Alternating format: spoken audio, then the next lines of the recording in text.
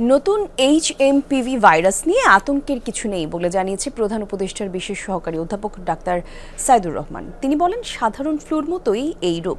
শিশু, বয়স্ক ও জটিল রোগ আছে এমন রোগীদের স্বাস্থ্যবিধি মেনে চলতে হবে শুধু। সচিবালয়ে গণমাধ্যম কর্মীদের প্রশ্নের জবাবে তিনি বলেন, এই ভাইরাস নতুন না, তবে শ্বাসযন্ত্রের সমস্যার কারণে এটা নিয়ে আলোচনা হচ্ছে। শিশু, বয়স্ক এবং কোমরবিডিটি আছে এমন রোগীদের ক্ষেত্রে কিছুটা সমস্যা হতে পারে। এটা গুরুতর জীবনহানিকর রোগ নয়। বিশ্ব স্বাস্থ্য সংস্থা এই ভাইরাস নিয়ে অ্যালার্ট দেয়নি। এটি নিয়ে আতঙ্কিত হওয়ার কিছু নেই, মহামারী হওয়ার শঙ্কাও নেই। এজন্য সীমান্তে সতর্কতার কিছু নেই, তবে সরকারের প্রস্তুতি আছে। এক্ষেত্রে আলাদা চিকিৎসা গাইডলাইন করা হবে। HMPV কোভিডের মতো ভয়ঙ্কর না, কোভিডের সাথে এটি তুলনীয় না। তৈরি হয়নি। একেবারে চিকিৎসকের সাধারণভাবে একটি ফ্লু যেভাবে চিকিৎসা করেন সেভাবে চিকিৎসকরা করবেন। আপনারা এটা সাধারণ যে রোগ, জ্বর কমানো এবং অন্যান্য পরামর্শগুলো মেনে চলবেন।